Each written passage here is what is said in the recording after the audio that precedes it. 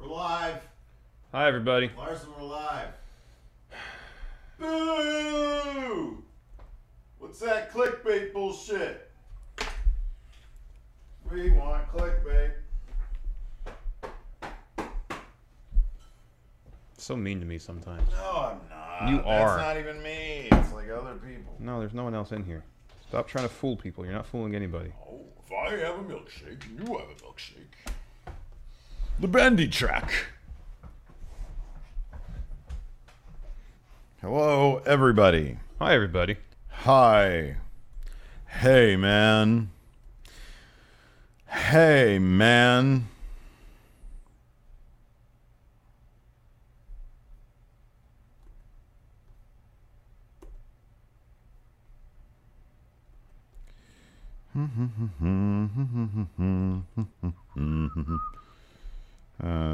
Girls. How's everybody doing today? Hope you're doing well.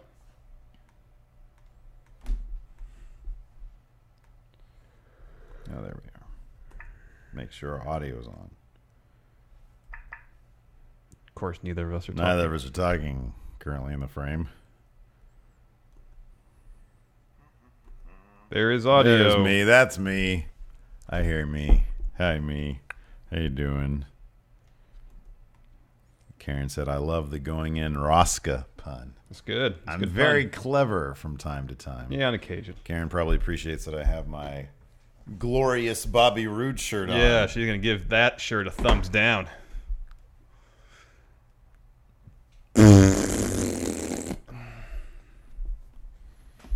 I have my Neville shirt on after his stellar performance on Tuesday. One day night. we're going to have to power rank Karen's reactions to various wrestlers. Yes. Sometimes I'm surprised by who she's jazzed by.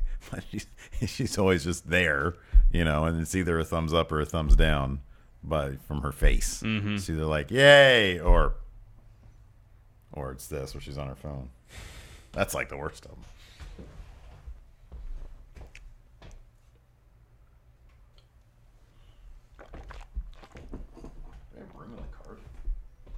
I have no idea. Yeah, all we did was the news this morning. Mm-hmm. All we did was our new news show. Sorry, guys. When is Steve doing the notes giveaways? That's going to be part of chat trivia. Oh. That was always the original thing.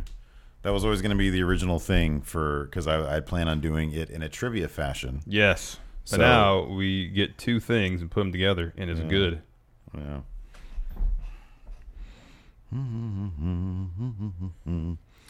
Now it's stuck in my head. Glorious. She said, try having to sit through Glorious 4 times. Sounds great to me.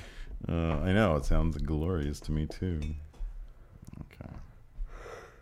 Okay. Excuse me. Oh, goodness. No yawning. We have a lot to do today. I know. I'm going to need a coffee this afternoon. We have too much to do today. We do. Too much. This new show is just... It may seem short, but it's like the most edit-intensive show we do. Oh, it jazzes me up, though, man. I like results. Yeah. And it seemingly it's getting us results. We added 20,000 new subs today, according to Weird YouTube. Yeah, something's going on there. Yeah, let's see here. I'm going to go with Social Blade. Until the end. Hi, Milk Queen. Hello. Okay, Social Blade live, but then I click on live, and it goes... Oh, yeah. I mean, that's cool if that's real, but I don't think it is. I don't think that's real. If they do, they're going to take it away. I know. YouTube giveth and YouTube taketh away. Pretty much. Stevie Bradley, how was being Goofy Larson today for going in Raw news? You know, I don't go full Goofy Larson for that. I dial it back a bit. I'm going to take these Okada dollars away from you. No, please don't. Please don't. Did we figure Would you out... guys record with a 360 camera? That would be so ridiculous. That would be hilariously ridiculous. Patrick Oliva asked if we decided what our SummerSlam food was going to be yet. No, we have not. If these numbers are legitimate on YouTube, as far as their sub count. 209,000? Yeah. Round table. Yeah, the Round Table Pizza That Party. has to be round table. If not, maybe we'll do Taco Bell. Yeah, there you go. We'll do a fast food review of their Pop Rock dollar taco. menu. Lacey wanted burgers yesterday, and I was like, I don't feel like making burgers, like going outside to do that. And so I was like, I think Carl's Jr. has like a cheap burger. And sure enough, they have like a $2 big hamburger. So I just got like 7 of those. Bang. Only $14. Mm-hmm. Because I got a big family. Yeah. So yeah, it's a decent burger too. It's not terrible. Okay. It's a cheap option. Yeah. Mm. Hello, Kevin McMillan. Hello. Everybody say hi, Kevin. Hi, Kevin. Say hello. I need to stretch. You know what I say to Kevin? Boo! Kevin McMillan. That's not nice. Kevin McDonald's. You want to go to McDonald's today? I don't want to go to McDonald's today. I need to get a coffee this afternoon. I ran out of coffee I didn't have enough coffee to make a full pot this morning. Oh, that's the worst. So I only got maybe, I don't know, half of what I usually drink in the morning. Maybe a third. Yeah. So I had 1 small cup as opposed to 1.5 large cups.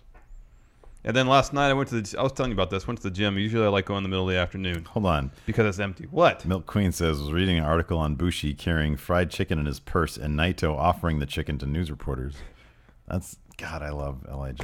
That's hilarious. They're the best. I like going to the gym mid-afternoon because there's nobody there. Yeah. It's empty. Literally on one day this past weekend, I turned around after doing a set and the place was empty. I had to go last night. Yeah. And it was the opposite of empty. Oh, There's a lot of people. Yeah. And it's chest day. It's It like was a club chest in day. there. Yeah. And especially for chest day, I have a very specific order I go in to maximize my workout. Yeah. I didn't get to do it in the order I wanted to. I never got to do my barbell benches either because it's always busy. It doesn't have to be in a specific order, man. No, I feel like it. For me, I benefit from it being a very specific order. That's do psychological. You do your multi-joint Psychological. exercises first, and you You're do reading single too joints. much. No, that's how Too you much do it. internet for you. So you do all your benches first. You say, I need to get off the internet. Do all your benches first, and then after that, you do your flies. Yeah. That's how you do it. Okay. I think, if you do it in the opposite order, you'll be fine. No, because it's still a good workout. But you're not maximizing your energy. You're is not at efficient. the level where you need to be worrying about maximizing anything. I do. You're not at that level. You are not that level of bodybuilder where that stuff Well, I'm matters. not even a to you. bodybuilder entirely. I'm just trying to get in good shape. And And doing anything when you go to the gym, if you put in a good workout, regardless of the order, it'll be better than doing nothing. It's better than doing What nothing. I'm saying is the order I do it, I feel like I get the best workout. It's better than doing nothing if you just go in there. I feel like after I left, I felt like I just wasted 50 minutes of my day because I don't feel like I did anything. It's all up here. No. That was not a waste. Because last time I know it's not a waste, but it felt like a waste. Because last time I went, I did everything in the order I wanted to do it, and I felt great. I felt like it was time well spent at the gym. I could feel it. Look at Kevin Jenkins promoting my Etsy store. I have to, this weekend I have to bust ass on filling those fucking orders. I filled I think, I want to say 8 of them, but I saw a stack of them out there. Got like 20 some odd. Dami Ray asked if I deadlift. I did last weekend, and then I tweaked something in my hip, so I have to take at least a week or 2 off from doing leg stuff now. It really made me upset. Will Stephen Lacey do a playthrough of Madden 18 storyline? No, I don't touch Madden. Oh, that sounds awesome. I don't touch Madden. Here's the thing. I would if they kept it real. If that shit was like Any Given Sunday, because I think that shit kept it real. I kind of think that it's because it's all messed up. It's super dark. I know, but Oliver Stone takes things too far. I know, but I think the NFL's probably his most accurate portrayal of anything he's ever done, besides the JFK assassination. That by far is the most accurate portrayal. I was listening to this great podcast, but it's really long. It's like Tree of Woe size, called The Hardcore History. Mm-hmm.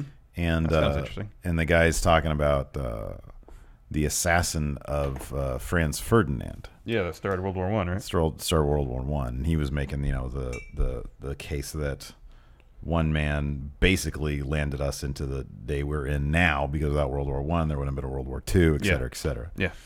It's interesting. That is interesting. And he's very flamboyant with the way he talks, or very dramatic. I'll put it that way. What's it called? I think it's called Hardcore History. Yeah, I'll check that out. I was listening to it on my. I agree, Patrick Oliva. I should do daily news from not cryogenic chamber, from a hyperbaric chamber. We should do some. Yeah, I want to do some more research on hyperbaric chambers. On oxygen hyperbaric chambers. I haven't read up on them yet on the internet. But I think it's just you're in an oxygen-rich environment. Yeah. With a certain pressure, and it's supposed to be beneficial. I think that's all it is. I don't know why we're not landing in the... Because there's way more podcasts now. And it's fantasy football season. Yeah, I know, but as much as I love Solo Monster, he was never in the top. He's never been there. Look at how high he is. Hmm? I mean, that's good for him. That's really good for him. I'm just looking, like, comparatively speaking with us. Who can deadlift more, Steve or Larson? Do you deadlift? No, but I can more than you. You maybe could. My deadlift isn't where I want it to be. Which one's deadlift? It's you get a barbell with some weight on it, and then you start from like a squat position, but you bring it up, and you use the leg muscles and your lower back muscles to straighten yourself while holding the barbell straight down. Yeah. And you just do that. Yeah. That's a deadlift. I don't know. Maybe not. Sounds tough. No, it's not that tough. I mean, it depends how much weight you put on there. If you're putting 400 pounds, it's not going to happen. This is the best question. Brock without the K. Lesnar. Predictions for GFW Impact tonight. I predict I will not be watching it. I'll ask you. We'll do predictions. I'll have you do your predictions first. I'll shoot you the matches, and you just tell me who you think's going to win. Okay. Are we going to do that now, or is that going to be after the streams? Or after we shoot the episode? I really want to do that now. Okay, let's do it now then. GFW prediction, and then we're going to get started. Yes. Who has the better dad bod between you and I? Probably me. I mean, if that just means who's fatter, it's me. It better, like, I don't know what that means. Like, I have a dad bod. I guess you do too. Yeah, I do too. But I don't really know what that is. Dad bod like in shape, but with like a layer of insulation over it. I don't know the definition of I don't know. I think it's like too lazy to work out, but cognizant of not getting too fat. I think it's just letting yourself go. I honestly don't know though. Okay, GFW predictions. Tag match. Wait. Oh, Dummy Ray, I'm way. I never really deadlift before like 4 weeks ago, so I'm way behind on that. Knockouts. Sienna versus Gail Kim. Sienna's currently the champion. Gail Kim is going to retire. She's going to retire at the end of the Sienna's year. winning. Okay, Sienna, very good. Probably correct about that. X Division ladder match. Trevor Lee versus Sanjay Dutt. Does Trevor Lee still have his belt? He's been holding on to the belt. Trevor Lee wins. Okay.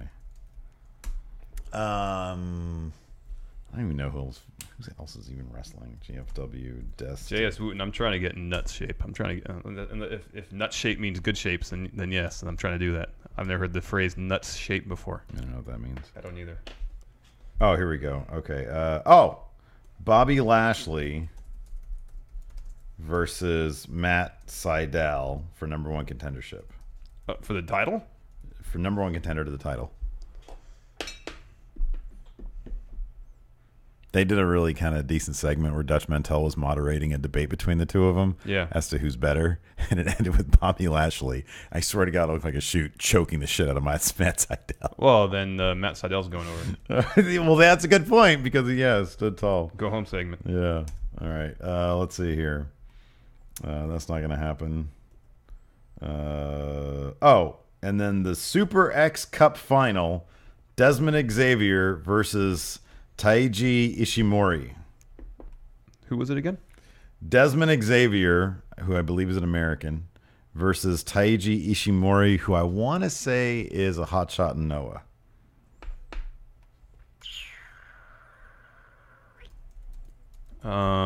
And keep in mind, I'm pretty sure Desmond Xavier is a GFW guy, and Ishimori, I think, is just visiting. Okay, then Xavier. Yeah, I'd say him too.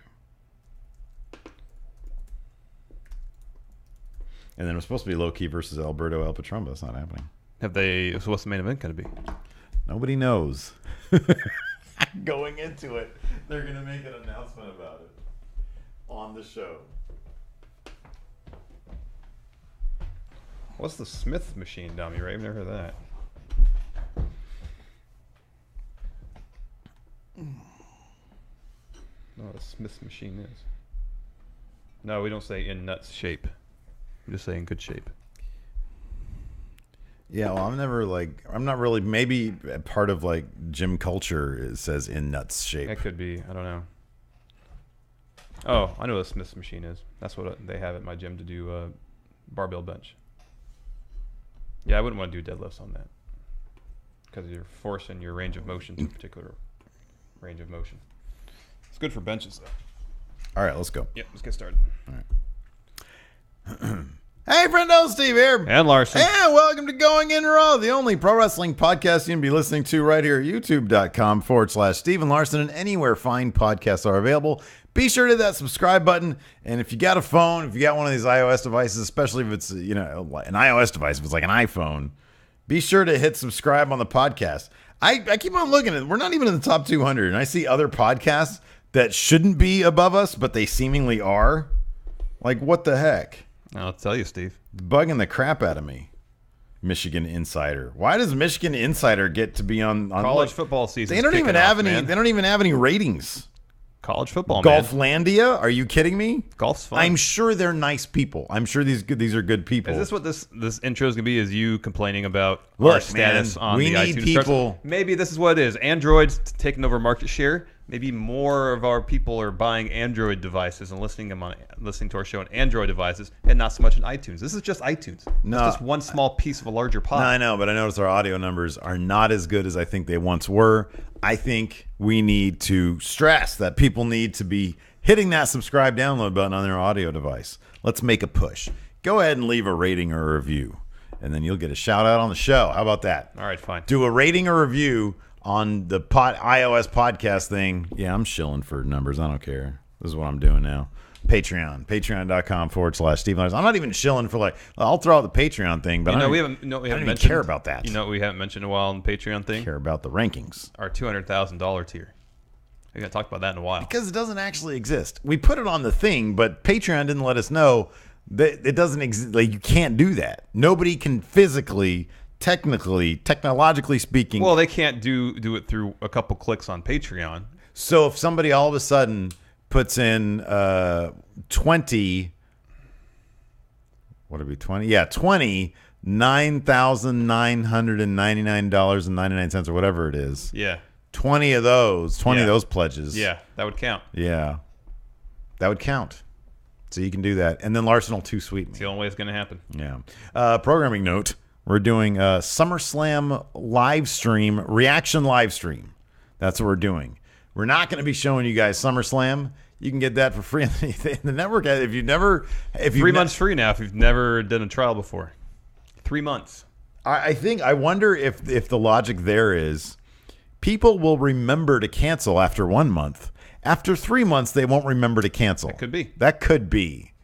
Because they're giving a lot away. They're giving a lot of that stuff away for free. Let me ask you something. Had the WWE Network gone to 20, let's say off the bat, they said it's only $19.99 a month. You get all the pay-per-views for free, including WrestleMania and all this great content. Would you have done it? Yeah. Of course. There's a lot of great stuff on there. I feel like off the bat, it was one of those things where they said $9.99 a month. And then when they made that public, somebody was like, that's a really low price. We probably could have doubled that, and nobody would have known the difference. We still would have had the same numbers, though. I don't know if they had the same number, but it wouldn't. I don't know how large of a hit they would have taken. I think, yeah, I know. They probably should have started off at 20. Anyways, they should start at like $12.99. It's a great deal, though. Oh, it really is. It really is. Anyways. Also, another programming note. We're trying something a little different on Dirt Sheet this week. I think. Guess we haven't 100% decided. Wait. Oh yeah. Yeah. We're changing. We're gonna alter the format of the show a bit. Yeah. Still make it topical, news centric, but not so much because we're doing all these daily news videos now. Yeah. People seem to like them. Yeah, they're doing really well. People seem to really like them. We don't want to repeat ourselves. No. So Dirt Sheet is not going to be strictly about reporting news. Yeah. It's going to be about analyzing news. Right now, we're in a transitionary period where we're still doing daily podcast content, but we're adding in that daily news, like the news brief in the morning. And so that has to kind of change some of our programming. I think what we're going to do is Monday is going to be the weekend news roundup. We'll probably start calling that Dirt Sheet. Yeah, Dirt Sheet Live. Exactly, because that's going to be live. Unless we're doing like a pay-per-view review. Yeah. Which you will be on Monday. So I don't know what we're doing, man. But it's a feeling out process. We're figuring things out. All it means, honestly, for you guys watching or listening is more content. That's all it really means. Really. But in terms of just like formatting, I think what we're going to do later on today when we actually film Dirt Sheet, we're going to be breaking down the SummerSlam matches. It's going to be kind of our predictions episode, but we're going to take a different approach to it. Another thing, since we're doing this change with Dirt Sheet, it's going to change how we utilize video questions. Okay. So going forward, we'll go into more specifics later. Video questions are hopefully going to be a pretty important part of the show, but they'll have to be formatted differently. For this week, considering we have our topics of discussion, there's a pretty good possibility. I'll go through the video questions that were submitted this week and see if any of them apply. There might not be video questions. Well, we should do like, if we have them, they're paying the Patreon, the $20 Patreon mark. I know. We'll do them at the end of the episode. There's 2 of them. There you go. All right. But going forward, like I said, we'll go into more detail later on. About how we want these video questions to apply to the format of the show. Yeah. But I think it'll be a cool interactive thing that we can do with patrons in terms of them bringing topics to us for us to discuss. Yeah. Anyways, let's move on to 205 Live NXT. 2 really good episodes, especially 205 Live. I really enjoyed it. Speaking of live, really enjoyed it. We're doing a live show in Los Angeles with Brian Zane from Wrestling with Regret at the Meltdown Comics Nerdist Showroom, is what they call it officially. You can check out those link in the description. If you're going to be in the LA area, September 24th for No Mercy, you can stop by, check out our live show a couple hours before No Mercy begins. Our show ends, so yay for us. Yes. Check it out. It should be a lot of fun. I'm really looking forward to it. Maybe we'll go to No Mercy too while we're there. No Mercy. Maybe. We'll see. We're figuring. Apparently, it's a hot ticket right now. Is it? No Mercy's a bit of a hot ticket right now. Yeah, it's hard to find cheap tickets for that right now. Well, it's because they're expensive. You can go and get them, on sale right now. It's not secondary market. They're expensive. They're expensive right out the bat. How expensive are they in the secondary market? I don't know. Probably more expensive they are if you just buy them through Staples Center. No Mercy. All right. Anyways, like floor seats are like $500. Let's talk about floor seats are $500. Yeah. What about just a lower bowl? Like 150. We'll see. Pay-per-view. 205 Live. Good episode this week. Yeah, great episode. I really enjoyed it. It was good. That's the one benefit that 205 Live. I would prefer they have takeover style events, but I mean, you do get a lot of blow off matches, and a lot like everything happens on 205 Live, unless it's like a title change on Raw or a pay per view. But even like the opening tag team match, which especially on Raw when they have 205 Live tag team matches on there, it feels like filler. Yeah, because there's no story development going on. In this match, first, there was some story development. A little bit. 2, it was fantastic. Yeah, it was a really good match. It was a lot of fun. Look, man, you put Grand Metalik. Oh, nobody says his name like Morrow. Oh, yeah. Grand Metalik. Put him in any match, and it's going to be it's a recipe for instant fun. Yeah. It really is. And pair him off against Drew Gulak. Yeah, he's great. Who are, in terms of their characters, in the wrestling style specifically, opposites. Yeah. It's good stuff. And then you have Tony Nese and Cedric Alexander, who that's got the makings right there for a fantastic feud. They seem to have, I really love Tony Nese's like theme music might be like top 7 for me in the WWE. It's really fun, and yet he's a heel. Yeah, I know. It's inspiring almost. It is very inspiring. But maybe the idea is to inspire people to put forth the effort to look like him. Let me ask you something. What do you think of Gargano's new theme music? I listened to it when we were at the house show. Like musically, it sounds not dissimilar from DIY's theme. It just has vocals, like the chord changes sound similar. Yeah. It just has vocals. I mean, I think it sounds like a lot of the crap that people are listening to today, which makes me sound incredibly old, and I'm fine with that. Yeah. But I feel like Tony Nese's theme song, they should just give that to Gargano. It sounds timeless. Because it does. It's very uplifting. Gargano's a hell of a wrestler. Yeah, he is. His match against Itami at the house show was great. He's fantastic. I'm looking. Yeah, that's going to be a show stealer. Yeah. So this match, a lot of fun, a lot of great spots. Mm-hmm. Cedric Alexander pulled off the win after he gave Gulak a lumbar check. Yeah. Gulak sold the hell out of it too. Yeah, certain people can sell that lumbar check really, really well. He had pain all over his face, and he sold it. It was fantastic. He's really good. That's the feud. So is their feud simply going to be over the concept of who is the most premier athlete? Oh, Cedric and Tony Nese? Who is the premierest athlete? Yeah. That's all it needs to be, man. Yeah, I know. Because they are both premier athletes. It really, what 205 Live does really well for the most part is is they have very well-established characters, well-developed characters. Yeah. They put them in storylines that are, for the most part, pretty simple. Yeah. They make sense. They're well-motivated. Yeah. And then through matches and character development, they enhance the story. Yeah. No, They don't do a whole lot of complicated stuff like they do on the main roster. Right. They don't need it. Yeah, exactly. It comes off so much better when they don't do that. I know. Next up, we had. Oh, this was good. So we got the first glimpse of Neville post-title loss. Oh man, Noam Dar. He's great. He's a treasure. Fantastic. He's a treasure.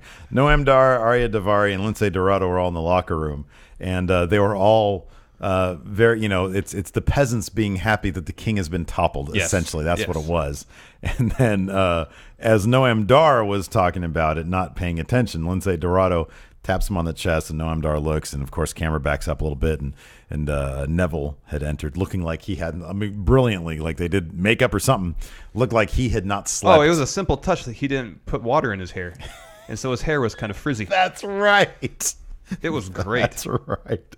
It was fantastic. Between that and then you notice the puffy red eyes later Yeah. on a lot more than this segment, but just Yeah. the way he carried himself, he was kind of just dejected. his posture was awful. Yeah, it was great. Like he was he had just been stewing ever since he lost that title. And so they all leave. Mm-hmm. He stews for a bit more, grabs a chair, and throws it against the wall. Yeah, it was fantastic. Next up, we had. This was actually pretty good. I liked this. This was actually pretty good. I like this, man. Like the Brian Kendrick Jack Gallagher feud started off terribly, And now we have paranoid Brian Kendrick, and it's kind of neat. That's the thing, is that it led to this, and it kind of perfectly led to this because his promos were so poorly executed, but Yeah. it worked for this, and it's giving us a whole new dimension with both these guys. So it was Brian Kendrick versus Mustafa Ali. It was a good match. Yeah, it was really good.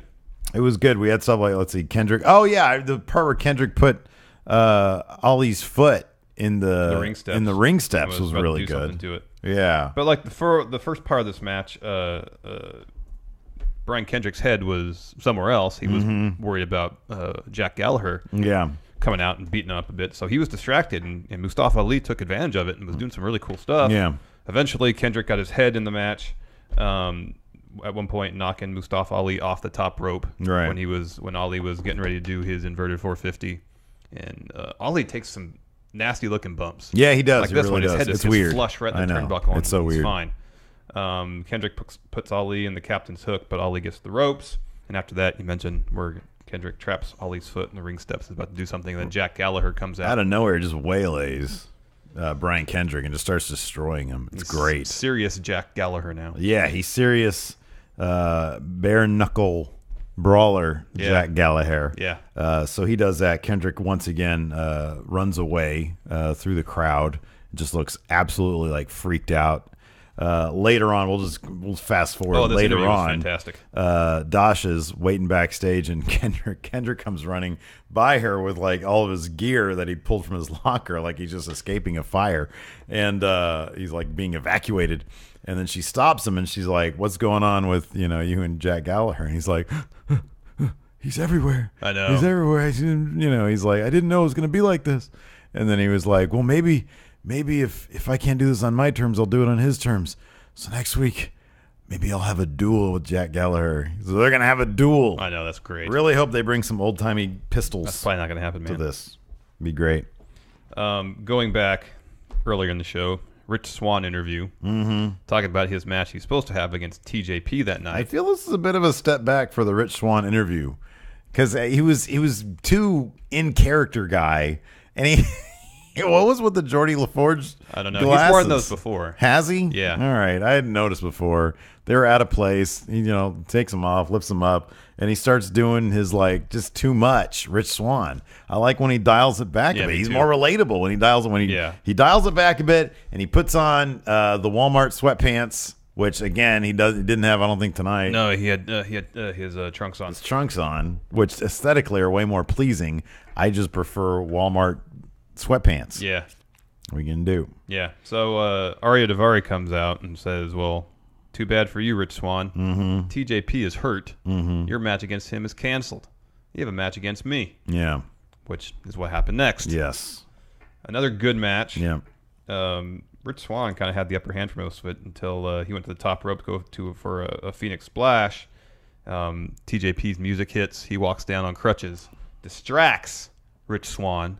Daivari takes advantage, knocks him off the top rope, and wins with his hammerlock clothesline. Yeah. What's the deal with the crutches? No, I think he's actually hurt. Yeah. Do we know when that happened? No. Okay. All right. Because he had a leg brace on, too. Yeah. Did they mention that? Do you remember them mentioning that at all? Just only in that interview with Daivari. Okay. Nothing else as far as I know. All right.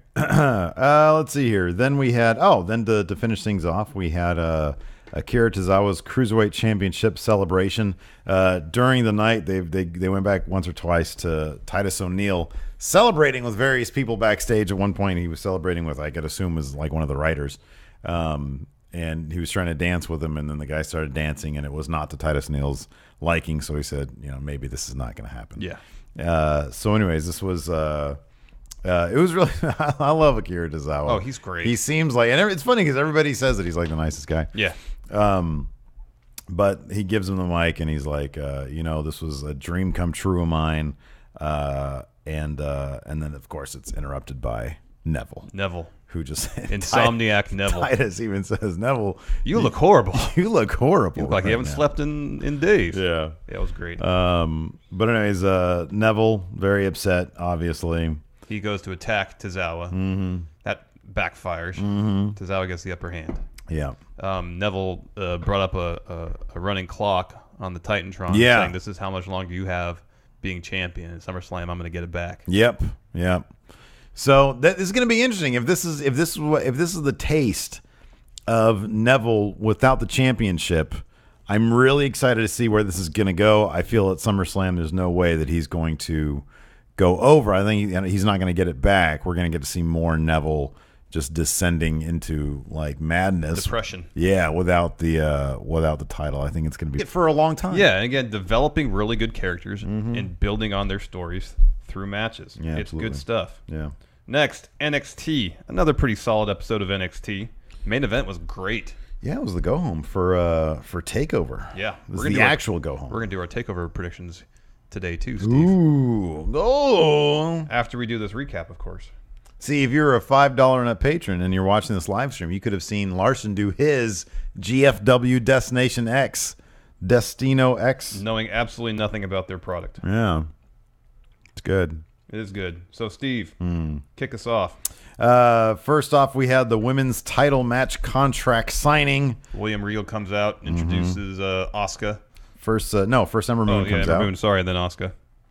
Ember Moon gets up on the mic and she basically says, you've had a great run. You're great. Big streak, beating Goldberg's streak. However, there is one, she said, you haven't taken shortcuts with anybody in the ring except for me. 2 takeovers ago, you shoved a ref in the way. And then last takeover, I couldn't even be there because you injured me. But now this is it. This is your time. You're done. Ember Moon seems it does like her promos. I'm not into the promos. Yeah, I know. They just don't fit. They're not convincing. I feel like she could benefit more than a lot of people from simply being herself. Like I honestly think she's a person who all her passion and energy is in her in-ring work. And so she needs to find out how to just deliver an effective promo by being herself. You know what I mean? No, I know what you mean. Because I just feel when she tries to kick it up to 11, it just looks like she's trying. Yeah, I know. But her in-ring work is fantastic. Yeah. Like it really is. And so if she just lets that speak for itself, then she'll be great. So I don't know. We'll see what happens in the takeover. Asuka. Oh, but then the problem also is juxtaposing that with Asuka, who then gets on the mic and just rips her in Japanese, which was fantastic, absolutely amazing. Yeah. So yeah, and the crowd. Here's the thing. Here's the thing too: is that crowd, they can smell. They understand authenticity. Yeah. And they will back you if you're simply authentic. And Ember Moon, when she's delivering those community theater-esque promos, just doesn't come off as authentic. So yeah, I know. And it's interesting, too, because I think part of the authenticity aspect of it is her packaging is fantastic. Yeah. Her in-ring work's fantastic. Yeah. But I don't feel like they've invested nearly as much time in developing her character Right, yeah. as they have the other aspects of her wrestling persona. Here's what I think it is. It's an interesting sort of turnabout, because I think they've spent a lot of time trying to invest in her character. That's the problem. Look at Ruby Riott. How much time does she get on the mic? Yet you know exactly who she is. And I think maybe part of the problem with Ember Moon too is based on her packaging, you expect a certain thing. And we said this a long time ago, that she should have some mystique about her. Not necessarily be some sort of supernatural gimmick, but she should definitely have mystique. And when we saw her entrance at the house show here, I mean, it's like, wow. When you see it live, it's impressive. Yeah, it really is. It really backs up the idea that she should have a certain mystique about her. Could you imagine if the entire time she'd been in NXT, could you imagine how effective it might have been? And I'm not saying this is something I necessarily wanted, but look at Aleister Black. If Ember Moon had never said one word, and we're at this point, and she was just devastating people with that Eclipse, which is a fantastic move, that actually I think would have been more effective than putting her on the mic. Oh, I think so too. Yeah. You know, it's going to be the same way. Like, I mean, I've seen Aleister Black, talk in like some YouTube exclusive things, or like on Twitter or whatever, but he hasn't delivered an in-ring promo yet, and he's fantastic. Yeah, he's one of the most over guys on the roster. So I just think the thing is, I know I will guarantee she can talk. Yeah, it's just she needs to be herself, and she's trying to be something I think that she's not. So it's a weird thing where I think they have tried to invest time. But like, if I ask you, what's Ember Moon's character? Yeah, I know. No, I'm asking you, what is Ember Moon's character? Well, I don't know, because it's all over the map. Yeah, that's the thing. It's it's somebody who sees herself as true competition for Asuka, but at the same time, like, she's supposed to be this werewolf person. I don't know. Yeah, I don't get it. I don't know. So, anyways, moving on. After that, I had a great segment backstage between William Regal and Lars Sullivan. Oh my God, I love this so much. I loved. My only thing about this Lars Sullivan stuff, are they going to try to? Is this going to be like? Are they trying to do a comedy thing with him? Because it is. I mean, that's what it is. Well, I mean, there's a comedy aspect, but it's. His storyline is a comedy storyline, but I don't see him as a comedy wrestler. Yeah. But the fact that he picked up a guy last night and took him outside and dumped him in a garbage can. Yeah, that's a comedy thing right there. That's a comedy thing right now. But I know what you're saying. But he's not being portrayed as a comedy wrestler. Yeah. He's being portrayed as a serious, legitimate, scary monster competitor. Guy. Yeah. So William Regal or Lars Sullivan goes into Regal's office and pleads with him, "Give me another try. And number Give one, me another chance. I want another tag team partner." He's really good. Talk about natural. Yeah. This guy, I really feel like he's talking from the heart when he does. I mean, how many people really can pull off backstage acting segments? Not a lot. I know. It's and not come off that as easy. natural, I know. And come off as completely natural. I feel like this guy went to Juilliard. I really do. He comes off as so natural. He seems so sincere when he's asking Regal for another shot, because for some reason he wants to be a tag team wrestler, which again is bizarre. He wants to be a tag team wrestler. He doesn't say that, but he's begging Regal for another opportunity to get in the ring with a tag partner, and he's promising him, "I will not destroy him in the ring," because Regal says, every time you've destroyed your tag team partner in the ring, and I got to make sure he's okay. I promise I'm not going to do that. So, of course, Regal, I don't know if Regal's trolling him or what, because he keeps on teaming him with these lumps, with like these sub lumps. Yeah. They're worse than lumps. Chris Silvio. Yeah. Hilariously bad. Yeah. It's so funny. Like the guys they bring up, or they're digging out, and I don't know where they're getting them, but he looks like a reject from the Matrix. He's got like a long leather coat on and sunglasses. He looks like this is what I thought when I saw him. It was like, okay, we really want to sign Adam Cole, but Adam Cole's under contract, so we'll get this guy. A couple people on Twitter said that too. Said, we'll get this guy who kind of looks like Adam Cole. Chris Silvio, baby. Yeah, there you go. Yeah, so Chris Silvio, honey. Lars Sullivan and Chris Silvio took on Street Profits. I love the Street Profits. They're so good. I love the Street. They could be. I was watching them again last night, and I was like, these guys have the potential to be so over on main roster. They really do. They really do. And again, more of that Montez Ford dancing where it's like he breathes and he starts floating in the air. He looks so light. Oh, man, it's so good. Anyways, Lars Sullivan tells Chris Silvio, look, I'm starting this. I am starting this match. I want to get some action in, right? And so Chris Silvio, says, okay, but then sprints out to the middle of the ring. Right as the bell rings. Starting the match, and the ref says, Lars, you got to get, he's starting it. You got to get back. Lars is pissed off to start the match. Street Profits immediately dominate. Montez at one point just goes off into the crowd and starts celebrating with them. Yeah, it's fantastic. While Angelo Dawkins takes over. They dominate, end up pinning him. There was a great moment where Montez goes over to Lars. He ends up in that area and is about to taunt him a little bit. And Lars, what does Lars say exactly? Oh, I don't remember what he says. He says something like, let him tag me in or something. And Montez just says, no. And he runs away. So they're selling how scary Lars Sullivan is.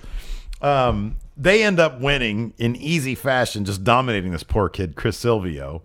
They leave. Lars Sullivan, everybody, the commentator. Morrow, I really enjoy Morrow on NXT. Oh, I do too. I really do. Because for one thing, he still drops a couple of pop culture references, but they are way more obscure than anything that's happening in current pop culture. Oh, yeah. He referenced some 80s new wave band last night. Yeah, that's fantastic. Yeah, that's fine. That's really good stuff.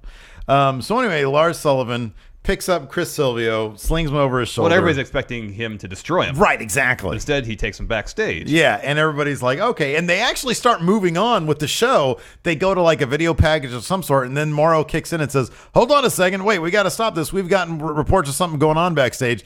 Lars is taking him backstage.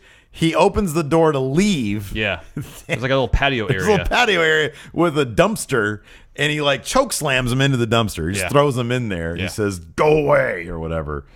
Oh, it was great. It was fantastic. Absolutely fantastic. Lars Sullivan, one of my new favorites. The dude is so... It's just, how are they going to resolve... This guy should be a monster. It's just going to be cut from a different cloth, I guess. Yeah. Because I love everything about it. How are they going to get people to understand that a character like that on the mic, you think that he's going to have like this Braun Strowman-esque attitude. He's relatively soft-spoken. He's soft-spoken, seems fairly diplomatic. He just has that Hulk temper. Yeah. Which might be the thing. Maybe he'll plead with Regal for one more chance, and Regal will pair him with... I'm just throwing his name out because we saw him take on Lars Sullivan at the house show, Oney Lorcan. Yeah, there you go. And then that will be the start of Lars Sullivan's first real feud. Alex C. here in Patreon chat notes that Montez has only been wrestling for 2 years. For 2 years. That's insane. And he's so good. He's so athletic. And he's picked it up. Oh, yeah. So good. They're such a fun team, man. Oh, yeah, they are. Next, we had Ruby Riott take on Billy Kay. Of course, this is because last week when I watched this again. It's funny. This all happened because Ruby Riott happened to be walking in the background of makeup tutorial for the iconic duo Billy Kay. The thing that cracked me up, they replayed the iPhone tutorial thing. And when Ruby Riott shows up back there, Billy Kay starts saying, Ruby Riott. And I'm like, that's hilarious. What is she even doing? Like, what is that impersonation supposed to be of? It's just hilarious. I love them. I think they're great. Here's the thing that I love about this, watching this. And I know I've seen it before, but like Billy Kay, when they re-debuted her, and she has that music, right? Yeah. And then she has this it's like this flowing cape that she walks very down to villainous thing, and a flowing cape. And she's supposed to be this, like, I don't know, like, that's all I can think. I can think of, like, I don't know, a villain out of a Disney cartoon where, like, the princess and you got your villain. Totally. Right? And so somebody who, again, very mystique, you don't expect her. But now she comes out and she's doing that shit. And it's hilarious. The juxtaposition there is so great. Oh, I know. It's so weird. But she comes down, and remember we had said before, what's Billie Kay's ceiling? And we said, this is probably it. And no, it's not, because now she's doing this stuff, and there's loads of personality there. I know. It's great how they can bring that out. My favorite part of this match is when Ruby Riott was mocking this thing. I was cracking up. It was so good, and they were getting so pissed off about it. Ruby Riott, hell of a wrestler. Yeah, she's really good. I really, really like Ruby Riott. Dog, shut up! Gypsy! Is she outside? No. I don't know what her deal is. Talk to the people in chat. Hi. Here. Yeah. How's everybody doing? Sorry for the delay. How's everybody doing today? Maybe somebody dropped off a package and didn't hit the... Somebody's knocking on the door. Excuse me. Sorry about that.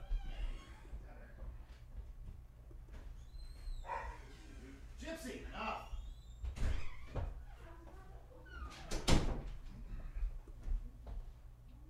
Minimum days. Oh. Public school system. Why bother being in school when you can not be in school? All right. All right, moving on. Ruby Riott. Okay. I really love Ruby Riott. I think she's a great. Hell of a wrestler. She's great. fantastic. She don't have a match at TakeOver this week, does she? No, she doesn't. That's a bummer. But she won this match with, I don't know what they call her finisher. I don't know. It's just a kick to the head. Yeah, it's just a kick to the head. Peyton Royce gets on the mic. Peyton Royce promos crack me up because they're so shrill. Yeah, they are. They are so ear-splittingly shrill, which I think plays into her character perfectly. Oh, yeah, absolutely. But my God, they are so horrible to listen to. And they're supposed to be. I get that. That's the whole point of it. But man, wow. Anyways, she blazing. She says to Ruby Riott, the worst that she can come up with is "You're not iconic," and Ruby just like, okay, yeah, and just walks away. After that, there was a video package recapping. I want to say this is whole Bobby Roode thing. Yeah. So the match, main event, Roderick Strong versus Drew McIntyre. Yeah, they were still playing up the whole why would Drew McIntyre take this match, which makes total sense. Yeah, it makes all the sense. Because it doesn't make any sense that he would take this. You know, supposedly, I mean, he's like, 3 days before he's like, hey, TakeOver. TakeOver is still a month away. What do I have to know. worry? I can Yeah. heal up in a month. It's just Roderick Strong. But anyways, no, it's a fantastic match. Roderick Strong can bring. He's one of those guys. You can put him in there with anybody who's competent, and Drew McIntyre is far better than competent. Yeah. But you can put him in there, anybody who's competent, and he can bring them to a really, really fantastic match. You put him in there with somebody like Drew McIntyre, and they can put on a really, really, really fantastic match. Yeah. And that's what this was. There's a couple spots where Drew was just tossing Roddy around. Yeah. Like that one suplex early in the match where he's lifting him up, effortlessly and Yeah. just threw him to the mat. Yeah. But then this was Roderick Strong obviously was like the most competition Drew McIntyre had seen because then Roderick Strong starts basically chipping away at him. Yeah. Towards the end of the match, Roderick Strong had the upper hand. Right, exactly. Because he's smaller, obviously, than Drew. Drew is a massive human being. And so his strategy was, out wrestle him. It's small ball, basically, So that was good. Of course, when both men have beaten each other up pretty good, Bobby Roode runs in. Karen pops big time for him. And he starts laying into both of them. The episode ends with Bobby holding the NXT title in the glorious pose. He gave Roderick Strong, I think, a glorious DDT on the outside, and then gave one to Drew inside the ring. On the inside of the ring, yeah. And NXT doesn't usually do. Hey, it's day of the show. We're going to turn this into a triple threat. Wouldn't surprise me in this case if they did this, and I don't think anybody would complain if they did. Even Drew McIntyre, I think, would probably, as long as, see, here's the thing. If you have somebody in there who is willing to fight anybody at any time legitimately, then I think that character would be okay. Yeah, make it a triple threat. So why not? Still have my title shot? Cool. Exactly. I'm still in the running. I can do it. I'll take on any and all comers. Even though logically speaking, if you really want your best opportunity, that probably wouldn't be the case. Yes.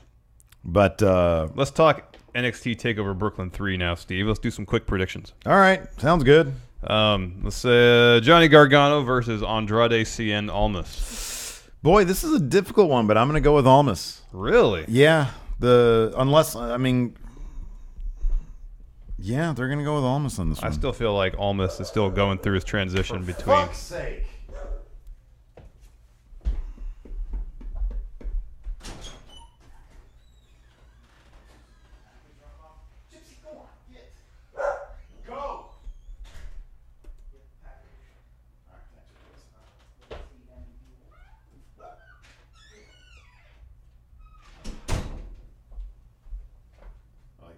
One check and see me rage. I know. Doorbells. Here, I'll start from Johnny Gargano. This is why we need office space. Yeah, I know. All right. All right, go ahead. Yep.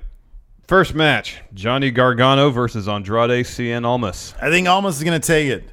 Because he's not going to do Tranquilo. See, I think he's still in the process. He still really wants to do Tranquilo. Yeah, so I think that's ultimately going to cost him the match. They have high hopes for Johnny Gargano. He's going to get a major push. He's winning this match. I think that they're going to give him a big push, but I think Almas is already in the middle of a story, and you have to continue that. No, you do have to continue that. The middle of that story is still playing out. Therefore, he's still going to want a Tranquilo, and it's going to cost him this match. But he's already Tranquilo'd. He did it once. He showed up once on TV. No, I know. I get your point. And got chewed out for being for Tranquiloing.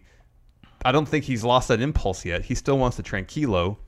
Zelina Vega is there to keep him focused. This is the stiffest competition he's faced since he's been in his do I Tranquilo, do I not Tranquilo character. Yeah. I think he's going to ultimately lose because of that. All right. And Gargano's in store for a major push. Well, we shall see. We shall see. I still wonder about that.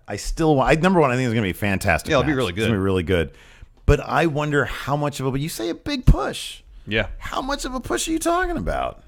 How much of a push can it be? There's like 1 million people up at the head, and he's small. Oh, I know. But he's going to win. I think he's going to get a relatively medium-sized push. He's very popular. I don't think anybody cares about that. I think there's too many people up top for him to get a real push. I'm not saying he's getting a title shot in 2 months. Yeah. But he's going to get a decent push until Ciampa comes back. They're going to have their feud. And then they'll go on to other Ciampa coming things. back is a ways off. So he doesn't need to start racking up wins just yet. No, I feel like he does because Ciampa's whole attitude of why he injured Gargano is because he didn't want Johnny to become a major star while he was out with injury. Who won in NXT Sacramento? Gargano. Did Hideo Itami beat him? No. No. Gargano won? Yeah.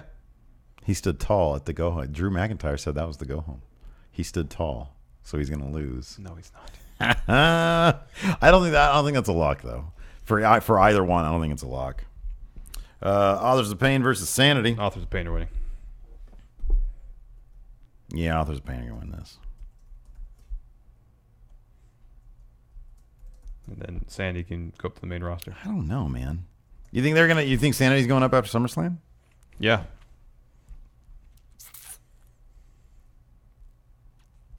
I'm trying to play devil's advocate here. Makes all the sense in the world. Besides the fact that, man, I really love Sanity, and I really want to see them just go up to the main roster. Yeah. Which I don't know why I love them in NXT, but they're not really doing anything there. Exactly. I mean, Yeah. if Nikki Cross isn't going to get the women's title, Isn't that getting boring though? Authors of Pain win again. kind of. What Unless- about? Wait a second. what? Why do you think that they're not going to be heading up to main after SummerSlam? Because I think they see them as the anchors of the tag division for the time being Yeah. until maybe War Machine comes along. Once I wonder, they're like, hey, you know what? Just give me 3 months straight of not almost killing somebody in a match, And then we'll move you up to the main and roster. then we'll move into main That roster. could be it too. Next. Hold on, I'm hesitating on this Authors of Pain versus Sanity. Authors of Pain need something to do, and Sanity have numbers. I'm going with Sanity. All right. I'm going to go. Who's fighting, anyways? Who is it? Eric Young and No, it's Is it Damo? Damo and Wolf. I'm going to say Sanity to give Authors of Pain something to chase. Okay. I'm going to say Sanity. I might lose this entire predictions. I might go 0 for 1, 2, 3. No, 4, you're gonna 5. get the next match right. Alistair. Yeah. That one's a lock. Alistair Black is absolutely going over Hideo Itami. When do you think Alistair Black is going to lose a match? When he gets on the main roster. when he has to drop the NXT title. Yeah. Asuka versus Ember Moon. Ew. This one's tough. Yeah, man.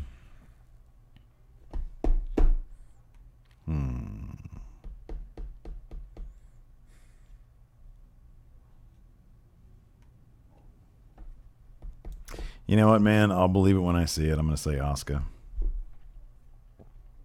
I will believe it when I see it. I'll say Ember Moon. All right. I don't really have You're much. probably here's the obvious case for Ember Moon is they just need to move on. They need to move on. But does that mean Asuka's going to go to Maine after SummerSlam? They might do the rematch. Yeah, but we've always seen rematches happen concurrently with main roster. Not necessarily. It's been successive pay-per-views before or takeovers. Okay, when's the last time that would have happened? Shinsuke. Bailey. Did Shinsuke go to Maine before Bailey and Asuka before Bobby Roode's rematch? Did Shinsuke go to Maine? No, he didn't go to Maine after their first match. He didn't do double duty. Yeah, he did. Shinsuke did double duty? Yeah, because it was San Antonio where he lost it, and then Orlando where he lost again. That was right, but after Orlando was when he debuted. That was my question. No, I know. I'm saying, but it's like he lost the belt to San Antonio, had his rematch at the next takeover, and then left. Yeah, that's what I'm talking about. I was saying Asuka's not going to drop it here. Like, when's the last time we saw somebody drop it, go to Maine, and then come back to NXT for the rematch? Oh, that's never happened, as far as I know. Oh, it has happened. Sasha or Bailey? Sasha did it. Kevin Owens might have. Kevin Owens might have done it too. Main event: Bobby Roode versus Drew McIntyre. Okay, let's assuming this is the match. First of all, let's assume this is the match that actually happens, since it's been announced. Well, no, we can do. There's two predictions to be had here. Number one, will this be a triple threat? And if so, who wins? No, I don't think it's gonna be a triple. You don't think it's gonna be a triple threat? Roderick Strong is gonna be at Takeover doing something. Yeah, he'll be. I'm not saying he won't get involved in this match, but I don't think it's gonna be a triple threat. And Takeover has never. They've never given us. They don't shenanigans. They do not do shenanigans. I know. To their credit. Yeah.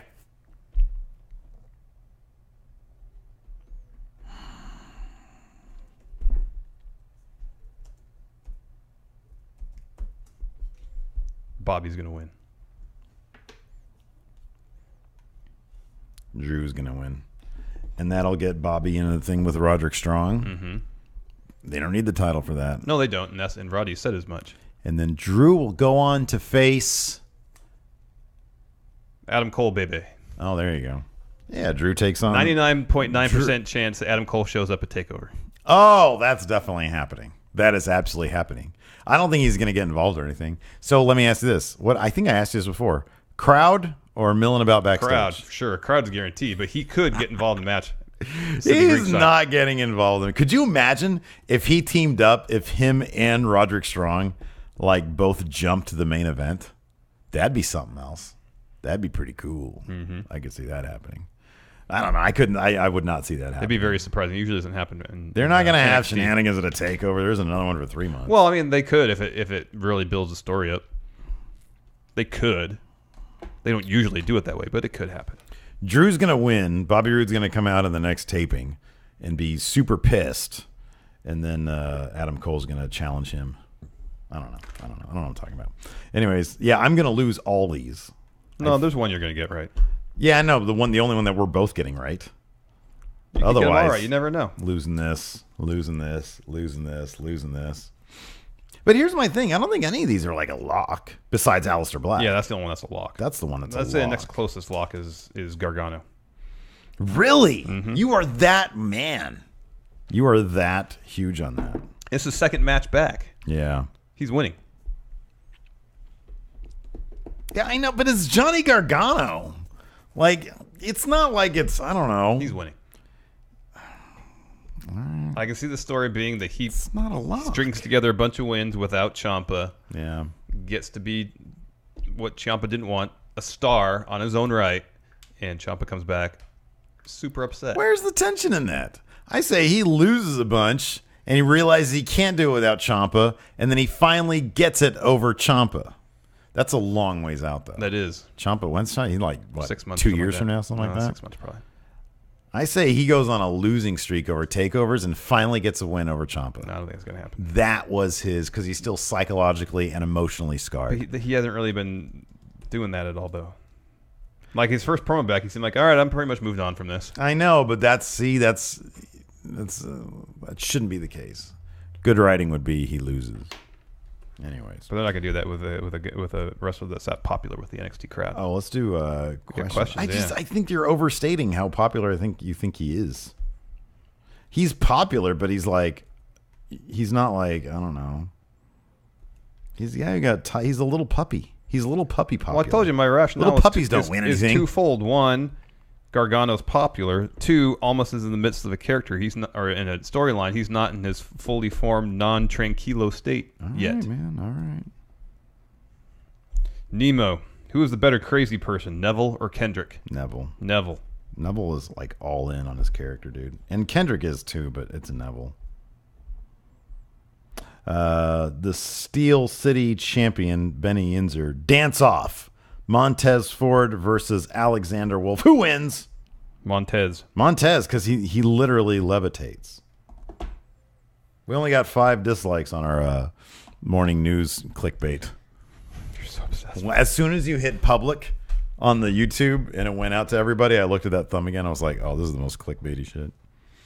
That's fine. We don't do it that often. Tommy T, hey friendo. So I have to ask, whenever you guys talk about anyone you like, you almost always say at some point that they're above being heel or face. My question is, disregarding how Triple H sees it, what wrestlers actually are above being heel or face?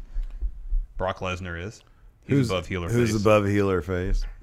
Brock Lesnar. Okay, do you consider Roman Reigns above heel or face? I don't, but I think that's more is because... Is ignoring heel and face the same thing? No. For me, transcending the heel-face spectrum has to do with kind of attaining a certain... I don't know if popularity is the right word, but it's that people enjoy their work so much that regardless of how they book them, they will cheer them. AJ Styles, he transcends heel or face. No, see, I disagree with that assessment of the heel or face dynamic. Because AJ Styles, nobody wants to boo him. That's not transcending. Brock Lesnar and AJ Styles do not fit the same heel-face dynamic. Brock Lesnar, people cheer him simply because he is a monster and he is so dominant. Yeah, they like to see him beat up people. They like to see him beat up people. Yeah. Even if they book him as a heel, they will cheer him because he's beating people up. Even if creative books him as a heel, if he goes in there and beats up everybody, the crowd will pop. There's a. I'm not saying there's the reasoning behind why AJ and Brock transcend heel face is not the same. Okay, all right. I'm not saying that. I'm just right. saying wrestlers who, regardless of what creative wants to do, the crowd will respond in a very specific way. I think there's a difference though between people just wanting, because AJ puts on the most entertaining matches, and people love that so hardcore that, and on top of that, he didn't do anything that was so even when he was on the mic as a heel. Okay, he threw Shane through a car Kevin Owens window. Do you think Kevin Owens transcends heel or face? No, he's a heel. He did at times with Jericho. No, he did. Just because you're entertaining doesn't mean you transcend heel face. He's still a bad guy. Brock transcends because people know that he's like the most dominant guy. And he's never around, and absence makes the heart grow fond. I don't think that's the case at all. Absolutely, man. He's the most dominant guy. He is, but I don't think. I think people hold it against him that he's never around. You think people hold it against him that he's never around? No, if that was the case, they would boo him. If people held it against him, they would boo him. There's a certain portion of the internet fandom that holds it against them. They want their champion around all the time. All right, agree to disagree. Roman Reigns, though, I think that's a lack of clarity and vision from creative. That's why. Okay, there you go. I was going to use a more abstract metaphor, but there you go. Lack of clarity and vision for Roman Reigns. That's what. What about John Cena? No, he's a face. He's a face. He's a face. He's a face. Exactly. He carries himself like a face. Yes, the fact that the crowd boos him doesn't change that at all. With Brock Lesnar, I don't think this is one aspect of it. Also, is that the performer themselves has to not care if they're heel or face. Brock doesn't. Kevin Owens cares. Kevin Owens wants to be a heel. Yeah, he wants to be a heel. Brock does not care. No. Brock doesn't think that he's a heel or face. Brock is just Brock. Nightcrawler, hey friendo. So I recently purchased and read What Culture's new wrestling book with the top 100 active wrestlers today. It was great. So I want you guys to power rank the top 5 active wrestlers in WWE considering all aspects, not just their wrestling ability. So consider stuff like drawing power, mic work, and so on. I mean, if you consider in-ring ability, drawing power, mic work, then it's John Cena is number one. Easily number one. It's John Cena. I would say Seth is in the top 5. AJ's obviously in the top 5. You might put Reigns in there too, because apparently he draws. Maybe he sells merch, or he did at one point. I mean, I hesitate to do so, but if the numbers suggest that he's worthy based on the metrics we set aside, then yeah. I mean, couldn't you put Enzo in the top 5 then?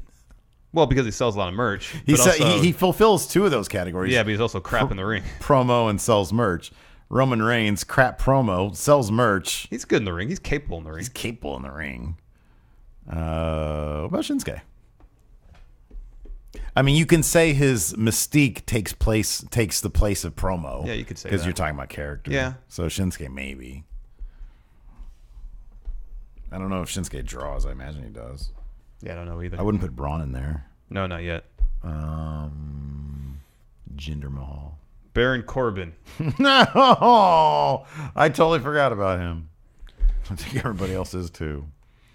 Oh, this is a great question. All right, ask it then. Alex C., do you want them to go full Bronson with Jack Gallagher? Oh, yes. man, that'd be great. Oh, that'd be great. Are you kidding me? He needs to start getting jacked. King of Hostile, Joshua the Dynamic Knight Martinez. Could you see Roderick Strong getting involved in the title match at Brooklyn to get back at Rude? Maybe that's when the Ring of Honor stable gets assembled. Oh, man. The only reason I would say no is because that's not how they typically operate in NXT. They don't do... It's a takeover. You can't have... You can have shenanigans left and right on takeover TV shows. I mean NXT takeover. Or NXT, shows. Yeah. Sorry, NXT TV shows. But unless there's some... Here's the only way that they could get away with it. If Adam Cole's involved, because that would pop the crowd. It would super pop the crowd. That's a defining moment. You're okay with that. That's good. Yeah, and then you could interrupt the title match. You could do to close takeover if Adam Cole's involved, because that's major. That's huge. Dom the Man Hilberg, co-winner of Chat Trivia yesterday. Yes. Hey, friendos, prediction time. Jinder versus Nakamura. Over or under 3 stars? 3 stars exactly. I was gonna say that too. Exactly 3 stars. Eddie Jose Guevara Menivar. You want to say it? Is Neville the best on the mic with the most intriguing character in the whole WWE right now? Who is better as a whole package than him, if there is anyone? Who's he talking about? Neville? Yeah. Neville might be the most interesting, compelling character in all WWE TV right now. I will not disagree with that. He really is. He's fantastic. God, he's so good. The only person, this is especially after going to the NXT house show, that compares is Bobby Roode. Like, Bobby Roode is so good. He's so good. He is so entertaining. I know. He really is. Isn't it? I mean, would you have ever predicted that Austin Aries versus Neville, Neville would have outshined Austin Aries to such a degree? Because now when you look back on it in retrospect, in hindsight, with more clarity of vision, Neville just completely outshone him. Oh, yeah. Insane. Brock without the K. Lesnar. Who would you guys hire, Lars Sullivan or Braun Strowman, to be the official Going in Raw bodyguard? Oh, it's Lars Sullivan. Absolutely, it's Lars Sullivan. It'd be great. Because you like driving on the road. He seems like a funny guy. Braun does too. Yeah, you Braun see that seems Juno like a funny thing? guy. No, I didn't see that. It's really good. But yeah, they both seem like funny guys.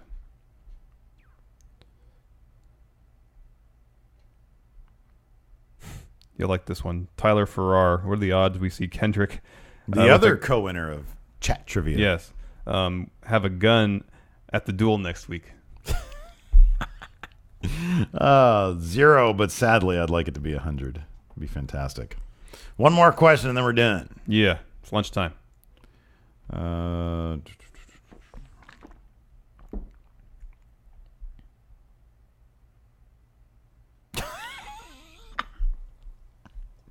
I typically, and I disagree with this. I typically don't like reading 2 questions from the same person, but Alex C kills it every time. Alex C, as much as I love Angelo Dawkins, has anyone ever become a Genetti as fast as him? Montez Ford has so much money. I disagree. I agreed with that week 1, and then I saw him again week 2, and I think that those 2 guys together have so much damn chemistry that I could see them going so far together. Yeah.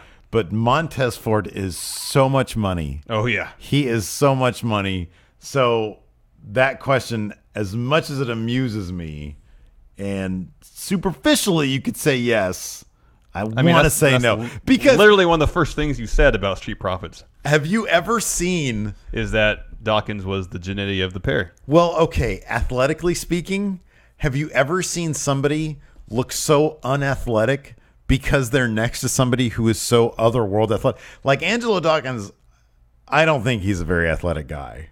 You can wear a headband and some basketball shorts as much as you want. He's not like that weird move where he does, where he's got somebody in the corner and then he just sort of spin jumps into them. 360 splash. Come on, that's like what? That's 110 splash, if that. That dude is not. He is not 360 in the air. He is not 360 in the air, and he gets maybe 3 inches of air in the first place. He is not that athletic. I mean, it's like, come on, it's like Montez Ford and Steve in there. Give me a break. I could be a Street Profit. Yeah. So I could see that, but I think that the group together are going to be so over. And I think that's going to help Angelo Dawkins a lot in terms of him not being a Genetti. Yeah. That's what I'll say. Yes. Because I really like them both. Yeah.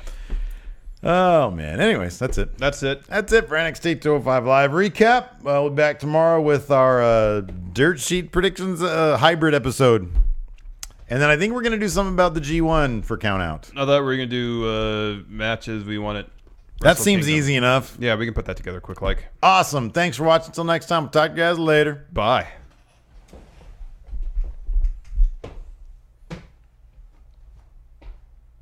We can hang out for a few minutes, yeah? Yeah.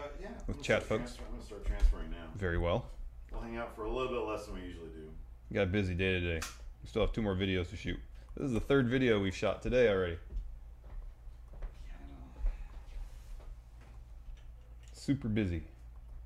What was it, Wrestle Kingdom 12 this next year? Or 13? I think it's 12. All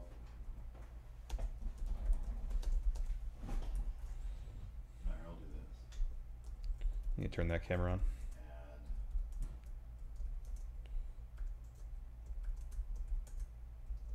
Hi, everybody.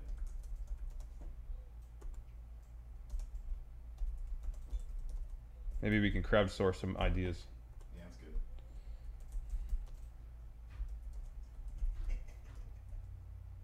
That's rude. I'm covering you. That's rude. There you go. Good job. I have to crop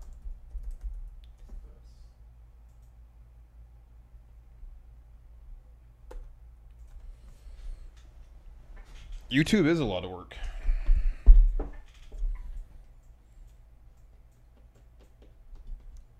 We have not tried Burger King's cereal shakes. Anybody, what's some matches you guys want to see Wrestle Kingdom 12? I mean, we have the obvious. Who do you guys want Yano to fight? You got Okada versus Naito. That's going to happen. I don't know if Omega Ibushi is going to happen then or if they're going to do that sooner. Oh, I need to put my camera on a delay. Oh, really? You do?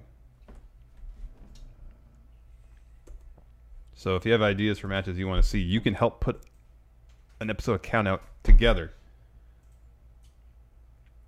Let's clap. Ready? 1, 2, 3. Wow. Oh, perfect. Look at that.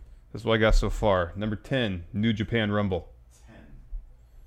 Need the New Japan Rumble in there. We should book the New Japan Rumble. Okay. Not the entire thing, but who should be in it? Yeah, exactly. And then I have Omega Ibushi and then Okada Naito. Those are for certain. Oh, when we say Takahashi and Kushida? Or do you want Kushida to face somebody else? I want to see Takahashi versus Dragon Lee. Oh, we've seen that before too. I know, but triple threat. There you go. That's right. Triple threat because Takahashi's 2 best feud guys. Although apparently Gato doesn't like triple threat matches, but he's gonna have to because we're booking. Yeah, this is us booking, not him. You know what we should do for this count out? Mm. We should just play the matches in 2K17. That sounds like a lot of work. If we had more time. Yeah. Is Jeff Jarrett going to be involved in this Wrestle Kingdom at all? Oh yeah, we'll have a GFW special match. No. About Sami Callihan, if he is That fool's not the Switchblade, but I would Knife like to Man. see him be the Switchblade. You don't think he's Knife Man? I don't think he's Knife Man, dude. That would be rad. Let's assume Michael Elgin is going to win the never open weight title. Michael Elgin versus Suzuki. But I think that's going to happen real soon. You think it's going to happen like next? Yeah. Are we going to get? See, that's the thing. Like, I just want to fast forward to that because I want. Do you think Zack Sabre Jr. versus Tanahashi is going to happen before that? And that might happen at King of Pro Wrestling in October or something like that. Because Tanahashi's off shooting a movie right now. Oh, that's why I got his haircut show. Yeah. Let me start this stuff. I wonder if So many files. the Pacifist. What is your all-time favorite 5-star match? You want Mike over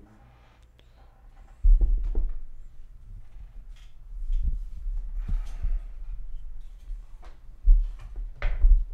Now I have Mike too. Now you have microphone. Favorite 5-star match? Well, I know yours is Bret Hart versus Steve Austin. No. My favorite 5-star. Does it have to be 5? You can't knock it up to 6 and have 5-star and above. My favorite match ever. My favorite match ever. I don't know. I think he gave it 4 3/4. Is that the Hell in the Cell? Maybe not. Maybe you. No. AJ versus Nakamura. Oh yeah, I don't know if that was a 5-star one or not. I think the last WWE match he gave 5 stars was Punk Cena. No, I'm talking about Wrestle Kingdom. I'm aware, but that's not the question. The question is 5-star matches. Yeah. Wait, what? Why are we talking about Punk Cena? Because it was a 5-star match. Yeah. Well, so hungry. Yeah, I'm hungry too. Hold on, let's see what I gave Styles Nakamura. I'm a tax his computer. You really are. You do everything on it. Meltzer ratings, Wrestle King, Wrestle. How do you spell Wrestle Kingdom? Excuse me. My 10. word.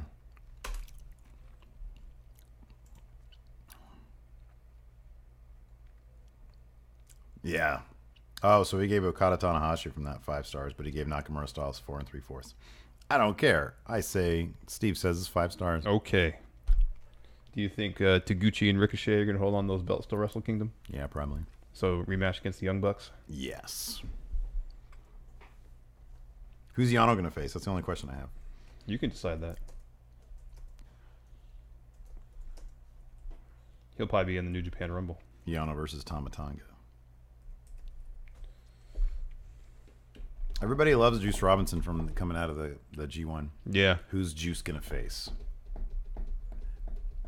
What about Juice? How about this? Juice versus Zack Sabre Jr. for the IC title. All right. They put on a good match didn't they face off at the G1 special? G1 in USA. Yeah. That was a good match. Who's Ishii going to fight?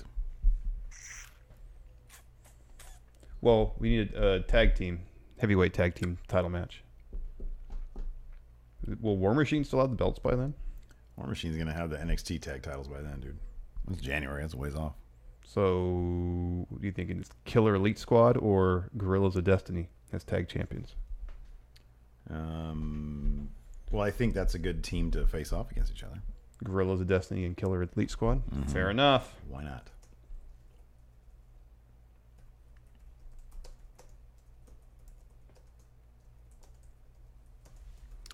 Chat trivia.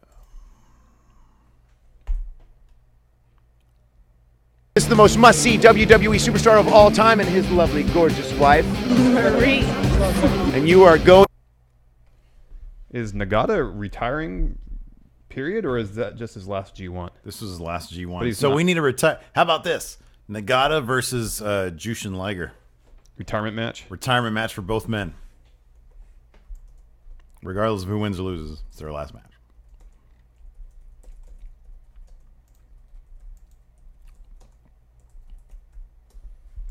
View channel. This is the most must-see WWE superstar of all time and his lovely, gorgeous wife, Marie. Anybody else got any ideas?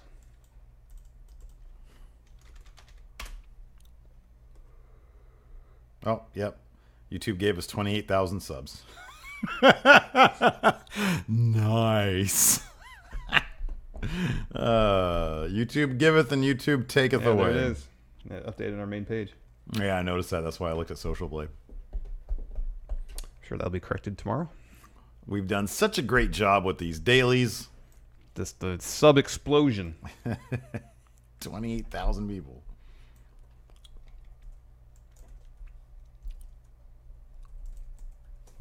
Anybody else have any ideas? Okay, well, who else? Ooh, Trent. Oh. Trent, singles push. Okay. Who do you have to get? How about this? Ooh, what about Trent versus... If you think that... Wait, who's Elgin going to fight for that never overweight title? We haven't put anything Is he going to have it by the time Wrestle Kingdom? so. Okay, so Elgin versus somebody else. Trent versus Suzuki. Oh, that'd be interesting. And he's feuding with Suzuki because Suzuki killed his former partner, Rocky Romero. Murder. Suzuki Gun does remind me a lot of the Golden Powers.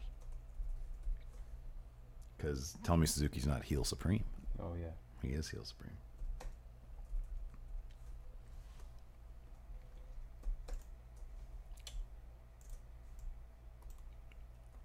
This is the most must-see WWE superstar of all time.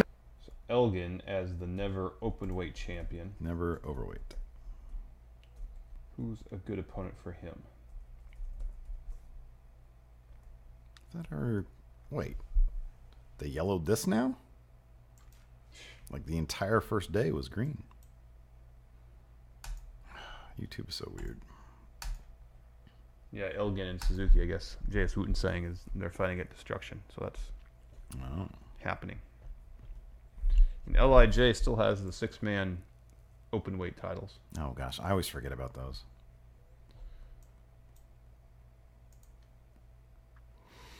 Who has that still? LIJ? But we still, if we have an opponent for Elgin, the list is done. What's that? We need an opponent for Elgin, assuming he wins the open weight title. Is that 10 matches? We will once we have an opponent for Elgin. Who's about Elgin? Oh, Ishii. There you go. That'd be good. Good job, Alex C. All right, it's done then. Unless we want to lose Trent versus Suzuki and do never open weight tag titles. I just don't care about them. They seemingly serve no purpose. But if you do LIJ versus Yano and well, Ishii's in this match with Elgin, so never mind. Yano. Just so you can talk about Yano.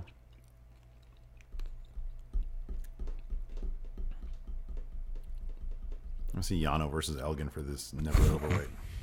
Who do we have against Elgin right now? Ishii? Yeah. No, we can't get rid of Ishii, though. No. Stone Pitbull. We don't have a Tanahashi match. We're assuming Tanahashi's going to be out shooting a movie. No, he's not out that long. He needs a match on there. He's ace. He's the ace. Well, the bigger concern with him is his bicep. It's still Is he just going to let that linger? 5 months away. He can heal. If he had surgery on it, he said it's going to be 6 months. Oh, okay. That's if he has surgery. Maybe it's Tanahashi versus Suzuki, and that's how they write him off. Suzuki murders him? Mm-hmm. Okay. You want to do that? Yeah. I do want LAX and New Japan. LAX is dope. Nobody ever talks in LAX except for Conan. It's kind of funny. But sometimes other members mumble. That's funny. It's like they only mic up Conan.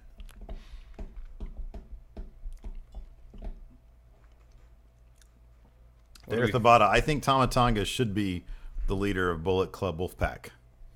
Well, I wouldn't be surprised if they're doing all this tension within Bullet Club just to have their bases covered if Omega decides to leave. Yeah.